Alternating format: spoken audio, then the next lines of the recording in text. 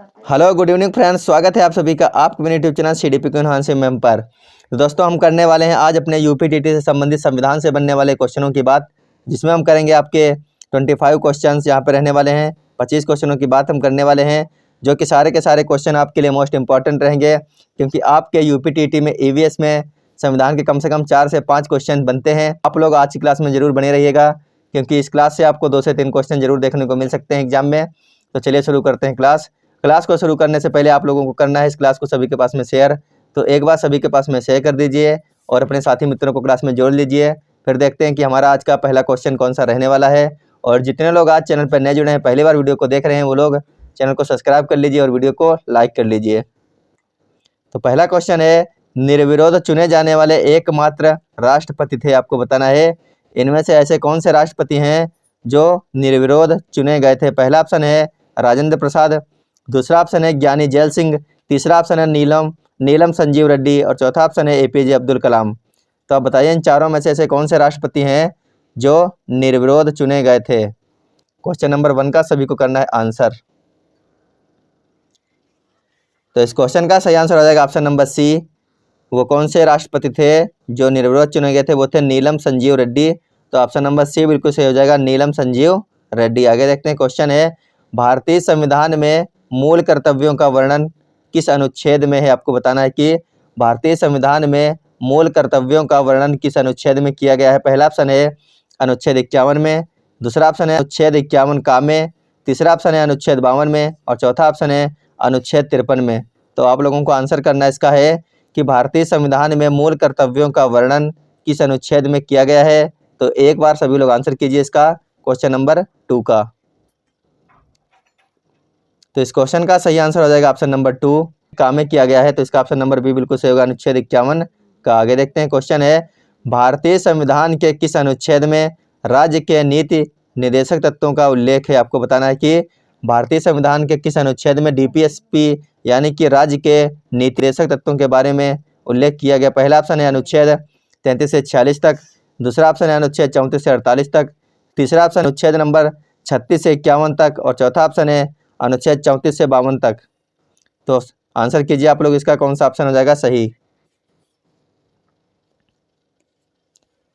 तो इस क्वेश्चन का जो ऑप्शन नंबर सी है बिल्कुल सही हो जाएगा। क्या हो जाएगा, अनुच्छेद 36 से लेकर 51 तक डीपीएसपी का उल्लेख किया गया। तो ऑप्शन नंबर सी बिल्कुल सही होगा, अनुच्छेद 36 से 51। आगे देखते हैं, क्वेश्चन है भारतीय संविधान ने अंतिम रूप से संविधान को कब पारित कर दिया। आपको बताना है कि भारतीय संविधान सभा ने अंतिम रूप से संविधान को कब पारित कर दिया था। पहला ऑप्शन है 26 जनवरी 1950, दूसरा ऑप्शन है 15 अगस्त 1947, तीसरा ऑप्शन है 26 नवंबर 1949 और चौथा ऑप्शन है 2 अक्टूबर 1950। सभी को आंसर करना है इस क्वेश्चन का, संविधान सभा ने अंतिम रूप से संविधान को कब पारित कर दिया था। तो इस क्वेश्चन का सही आंसर हो जाएगा 26 जनवरी 1949। तो इसका बिल्कुल सही आंसर है 26 जनवरी 1949। आगे देखते हैं, क्वेश्चन नंबर 5 है दल बदल विरोधी कानून से संविधान का कौन सा संशोधन संबंधित है। तो आप लोग आंसर कीजिए, दल बदल विरोधी कानून से संविधान का कौन सा संशोधन संबंधित है। पहला ऑप्शन है 51, दूसरा है 52, तीसरा है 53 और चौथा ऑप्शन है 54। तो बताइए इन चारों में से कौन सा ऑप्शन हो जाएगा सही। तो इस क्वेश्चन का सही आंसर हो जाएगा option number B. Option number B बिल्कुल सही है, 52वां। आगे देखते हैं, क्वेश्चन है दिए गए स्तंभों में कौन सा सुमेल गलत है। एक तरफ दिया गया 52वां संशोधन दल बदल विधेयक, ये बिल्कुल सही है, अभी हम बात कर चुके हैं।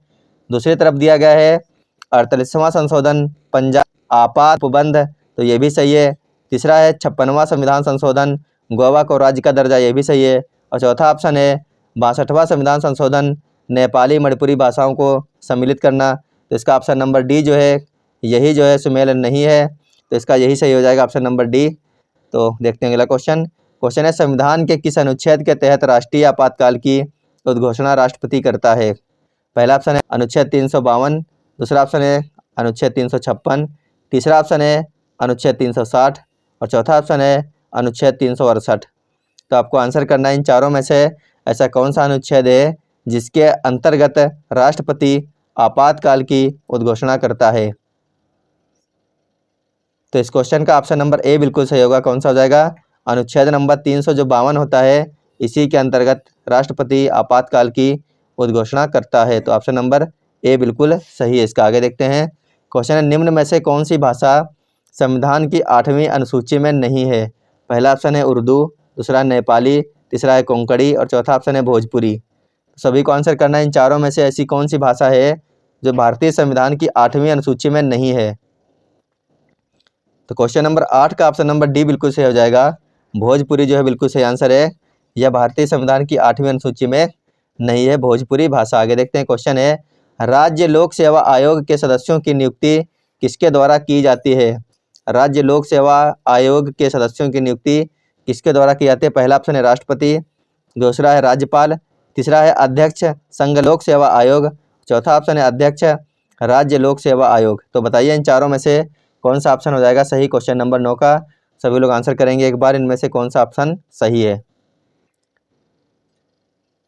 तो इसका जो ऑप्शन नंबर बी है बिल्कुल सही हो जाएगा। क्या हो जाएगा? राज्यपाल बिल्कुल सही है इसका ऑप्शन नंबर बी, राज्यपाल। आगे देखते हैं क्वेश्चन है, विधानसभा अध्यक्ष का चुनाव कौन करता है? पहला ऑप्शन है राज्यपाल, दूसरा है विधानसभा के सदस्य, तीसरा है मुख्यमंत्री और चौथा ऑप्शन है विधानसभा के निर्वाचित सदस्य। तो बताइए इन चारों में से विधानसभा अध्यक्ष का चुनाव कौन करता है? तो क्वेश्चन नंबर 10 का ऑप्शन नंबर बी बिल्कुल सही हो जाएगा। कौन करता है? विधानसभा के सदस्य करते हैं। तो ऑप्शन नंबर बी बिल्कुल सही है। आगे देखते हैं क्वेश्चन है, उत्तराखंड विधानसभा में एक सदस्य नामित किया जाता है ईसाई समुदाय से, मुस्लिम समुदाय से, एंग्लो इंडियन समुदाय से या फिर पारसी समुदाय से? तो आप लोगों को आंसर करना है कि उत्तराखंड विधानसभा में एक सदस्य इनमें से कौन सा नामित किया जाता है? क्वेश्चन नंबर 11 का हो जाएगा option number C, Anglo Indian समुदाय से नामित किया जाता है। तो ऑप्शन नंबर सी बिल्कुल सही। आगे देखते हैं क्वेश्चन है, राज्य विधानमंडल का ऊपरी सदन कौन सा है? राज्य विधानमंडल का ऊपरी सदन कौन सा है? पहला ऑप्शन है विधान परिषद, दूसरा है विधानसभा, तीसरा ऑप्शन है राज्यसभा और चौथा ऑप्शन है लोकसभा।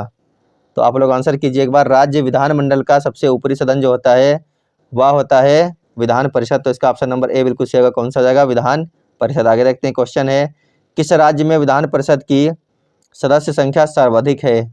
पहला ऑप्शन है जम्मू कश्मीर, दूसरा है उत्तर प्रदेश, तीसरा है कर्नाटक और चौथा ऑप्शन है महाराष्ट्र। तो इन चारों राज्यों में से ऐसा कौन सा राज्य है जिसकी विधान परिषद की संख्या सबसे ज़्यादा है?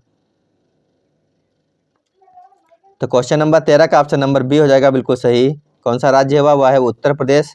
तो ऑप्शन नंबर बी बिल्कुल सही है, उत्तर प्रदेश। आगे देखते हैं क्वेश्चन है, सुमेलित कीजिए, आपको करना है सुमेलित। एक तरफ है सूची राज्य, एक तरफ है प्रथम महिला।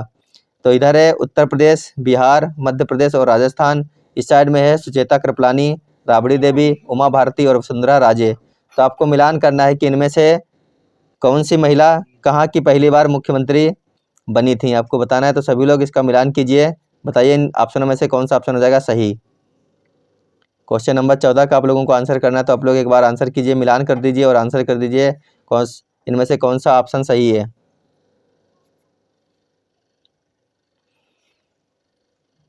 तो इसका जो ऑप्शन नंबर ए है बिल्कुल सही हो जाएगा। कौन सा हो जाएगा?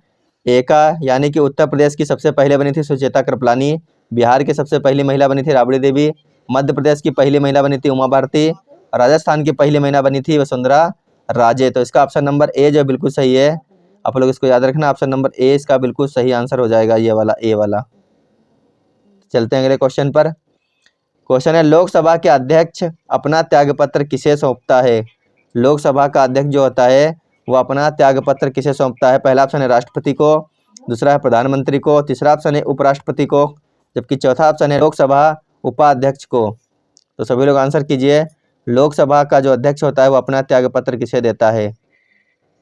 तो इस क्वेश्चन का ऑप्शन नंबर डी बिल्कुल सही होगा। वह किसको देता है? वह देता है लोकसभा उपाध्यक्ष को अपना त्यागपत्र। ऑप्शन नंबर डी बिल्कुल सही है इसका। आगे देखते हैं क्वेश्चन है, भारत के राष्ट्रपति को पद से हटाने की विधि क्या है? पहला ऑप्शन है अविश्वास प्रस्ताव द्वारा, दूसरा ऑप्शन है महाभियोग द्वारा, तीसरा ऑप्शन है न्यायिक प्रक्रिया के द्वारा और चौथा ऑप्शन है जनमत संग्रह द्वारा। तो भारत के राष्ट्रपति को पद से जो हटाने की विधि होती है वह होती है महाभियोग, यानी ऑप्शन नंबर बी इसका बिल्कुल सही आंसर हो जाएगा। महाभियोग लाया जाता है राष्ट्रपति को हटाने के लिए। तो ऑप्शन नंबर बी इसका सही आंसर हो जाएगा। आगे देखते हैं, भाषाई आधार पर गठित भारत का प्रथम राज्य था। भाषा के आधार पर गठित होने वाला भारत का पहला राज्य कौन सा था? ऑप्शन है हरियाणा, केरल, तमिलनाडु, आंध्र प्रदेश। तो इन चारों में से जो राज्य भाषा के आधार पर सबसे पहला राज्य था वह था आंध्र प्रदेश। तो इसका जो ऑप्शन नंबर डी है बिल्कुल सही आंसर हो जाएगा। आंध्र प्रदेश जो है यह भाषा के आधार पर गठित होने वाला भारत का सबसे पहला राज्य था आंध्र प्रदेश। आगे देखते हैं। क्वेश्चन है भारतीय नागरिकता का अंत किस प्रकार किया जा सकता है। भारतीय नागरिकता का अंत इनमें से किस प्रकार से किया जा सकता है। पहला ऑप्शन है नागरिकता का परित्याग करने से, दूसरा ऑप्शन है सरकार द्वारा नागरिकता छीनने से, तीसरा ऑप्शन है अन्य देश की नागरिकता ग्रहण करने से, और चौथा ऑप्शन है उपरोक्त सभी प्रकार से। तो क्वेश्चन नंबर 18 का सभी लोग आंसर कीजिए, इनमें से कौन सा ऑप्शन हो जाएगा सही। तो क्वेश्चन नंबर 18 का जो ऑप्शन नंबर डी है उपरोक्त सभी प्रकार से बिल्कुल सही हो जाएगा। इसका ऑप्शन नंबर डी, उपरोक्त सभी प्रकार से भारत की नागरिकता का अंत किया जा सकता है। आगे देखते हैं। क्वेश्चन है भारत के सर्वोच्च न्यायालय का न्यायाधीश कितनी उम्र तक अपने पद पर बना रह सकता है। सभी को करना है आंसर। भारत के सर्वोच्च न्यायालय का न्यायाधीश कितनी उम्र तक अपने पद पर बना रह सकता है। ऑप्शन नंबर ए है 60 वर्ष, बी है 62 वर्ष, और सी है 64 वर्ष, और डी है 65 वर्ष। तो इन चारों में से आपको करना है सही आंसर। कौन सा हो जाएगा।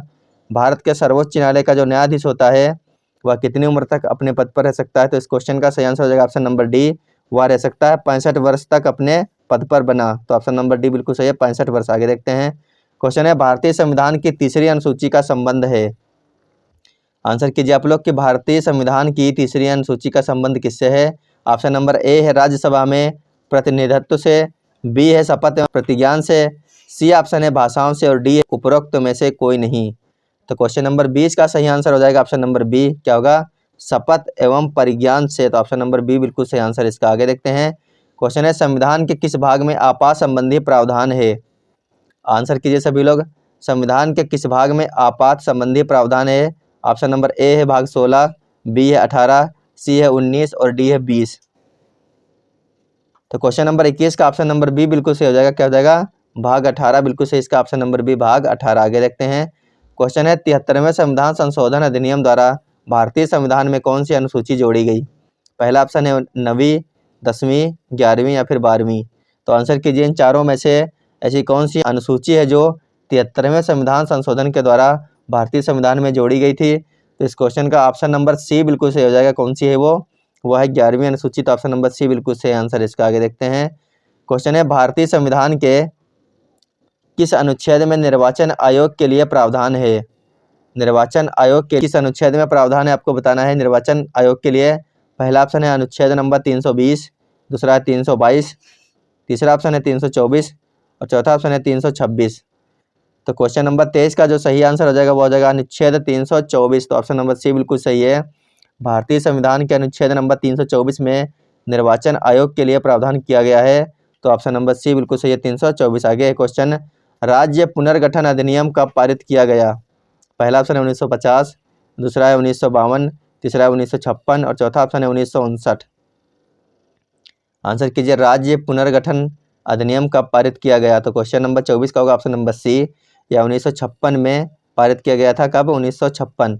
तो ऑप्शन नंबर सी बिल्कुल सही आंसर इसका, 1956। अगला क्वेश्चन है भारत में किसी विधेयक को धन विधेयक कौन प्रमाणित करता है। पहला ऑप्शन है वित्त मंत्री, दूसरा है राष्ट्रपति, तीसरा है लोकसभा का अध्यक्ष, और चौथा ऑप्शन है प्रधानमंत्री। तो आंसर कीजिए भारत में किसी विधेयक को धन विधेयक कौन प्रमाणित करता है। तो इस क्वेश्चन का जो सही आंसर है वह होगा ऑप्शन नंबर सी, भारत में किसी भी